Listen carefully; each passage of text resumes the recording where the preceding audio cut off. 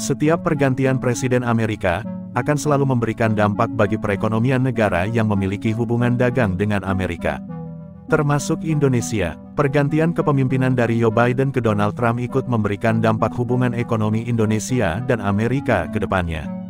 Kebijakan ekonomi America First yang diterapkan oleh Presiden Donald Trump membawa dampak signifikan terhadap perdagangan internasional, termasuk Indonesia. Pendekatan proteksionis ini bertujuan untuk melindungi industri domestik Amerika Serikat melalui peningkatan tarif impor, renegosiasi perjanjian dagang, dan pembatasan perdagangan. Salah satu ancaman terbesar yang muncul dari kebijakan Trump adalah pernyataan bahwa Amerika dapat mengenakan tarif impor hingga 100% terhadap produk dari negara-negara anggota BRICS. Langkah ini, jika diterapkan, dapat berdampak sangat signifikan pada perekonomian Indonesia, terutama mengingat keanggotaan Indonesia yang baru dalam BRICS. Untuk Indonesia, ancaman ini berarti kenaikan tajam dalam biaya perdagangan dengan Amerika, yang berpotensi mengurangi daya saing produk seperti tekstil, alas kaki, dan kelapa sawit. Data menunjukkan bahwa Amerika merupakan pasar utama untuk ekspor tekstil dan alas kaki Indonesia, dengan nilai ekspor gabungan mencapai 5,5 miliar dolar Amerika Serikat pada 2022. Tarif 100% akan membuat produk Indonesia jauh lebih mahal dibandingkan pesaing seperti Vietnam dan Bangladesh yang memiliki perjanjian perdagangan bebas dengan Amerika. Amerika Serikat merupakan salah satu pasar utama untuk ekspor tekstil dan alas kaki Indonesia. Namun, kebijakan America First memicu peningkatan tarif impor, yang berdampak langsung pada daya saing produk Indonesia. Menurut data Badan Pusat Statistik BPS, ekspor tekstil dan produk tekstil Indonesia ke Amerika pada 2019 mencapai 4,8 miliar dolar Amerika Serikat.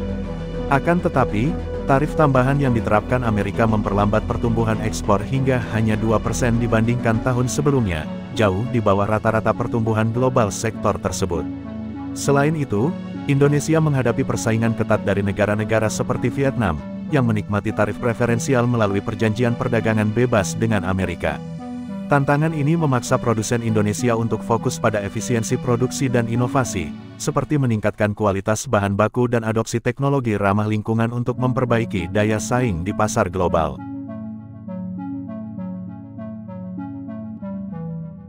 Meskipun kelapa sawit tidak menjadi target langsung kebijakan tarif, penerapan hambatan non-tarif oleh Amerika berdampak signifikan pada ekspor komoditas ini.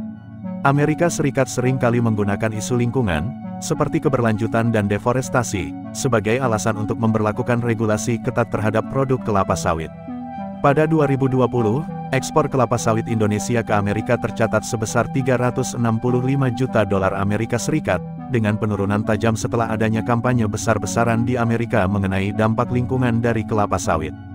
Untuk menghadapi tantangan ini, produsen kelapa sawit Indonesia telah berupaya memenuhi standar keberlanjutan seperti RSPO, Roundtable on Sustainable Palm Oil. Namun, keterbatasan akses terhadap teknologi dan kurangnya insentif dari pemerintah menjadi kendala utama dalam meningkatkan transparansi proses produksi. Meskipun kebijakan proteksionis meningkatkan tantangan, pasar Amerika tetap menawarkan peluang besar bagi produk dengan nilai tambah tinggi. Investor Indonesia dapat fokus pada produk inovatif dan niche market yang memiliki permintaan tinggi di Amerika. Misalnya, produk tekstil berbahan organik, pakaian olahraga khusus, serta alas kaki dengan teknologi ergonomis yang telah mendapat apresiasi tinggi di pasar premium Amerika.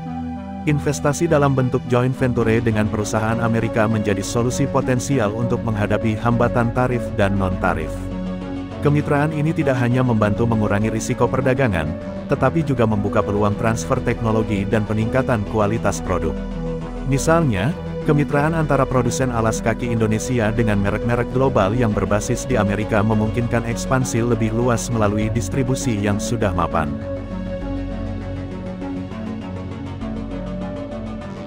Menghadapi banyaknya tantangan Indonesia di pasar Amerika, Indonesia harus bisa memanfaatkan posisinya sebagai anggota baru BRICS.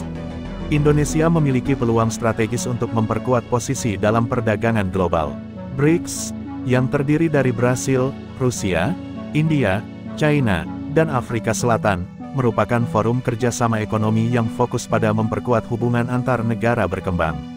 Indonesia dapat memanfaatkan pasar negara-negara BRICS lainnya, seperti China dan India, untuk mengurangi ketergantungan pada pasar Amerika. Pada 2023, ekspor Indonesia ke China mencapai 53 miliar dolar Amerika Serikat, menunjukkan potensi besar untuk meningkatkan perdagangan intra-BRICS. Selain itu, India juga merupakan pasar strategis untuk komoditas kelapa sawit dan produk agrikultur lainnya. Dengan memperkuat investasi intra-BRICS, Indonesia dapat meningkatkan kapasitas produksi dan daya saing global. Contohnya adalah kerjasama dengan China dalam pengembangan teknologi manufaktur berbasis AI dan otomatisasi yang dapat diterapkan dalam sektor tekstil dan agrikultur. Sebagai bagian dari BRICS, Indonesia memiliki platform untuk mengadvokasi kebijakan perdagangan yang lebih adil di forum internasional seperti WTO. Bersama dengan negara-negara BRICS lainnya, Indonesia dapat menekan negara maju untuk menghapuskan hambatan perdagangan yang diskriminatif dan mendukung kebijakan perdagangan yang lebih inklusif. Kebijakan America First yang diterapkan oleh Presiden Donald Trump membawa tantangan besar bagi ekspor dan investasi Indonesia. Ancaman tarif impor hingga 100% untuk anggota BRICS menciptakan ketidakpastian besar bagi pelaku perdagangan. Peningkatan tarif impor dan regulasi ketat di pasar Amerika memaksa Indonesia untuk menyesuaikan strategi perdagangan dan investasinya. Sektor tekstil, alas kaki, dan kelapa sawit adalah beberapa industri yang paling terdampak. Namun, Indonesia juga memiliki peluang untuk beradaptasi dan mengembangkan strategi baru. Diversifikasi pasar, peningkatan kualitas produk, dan kemitraan strategis menjadi langkah penting untuk menghadapi tantangan ini. Sebagai anggota BRICS, Indonesia memiliki peluang untuk memperkuat kerjasama dengan negara-negara berkembang lainnya dan mengurangi ketergantungan pada pasar Amerika. Dalam jangka panjang, adaptasi dan inovasi adalah kunci untuk menjaga daya saing Indonesia di tengah dinamika perdagangan global.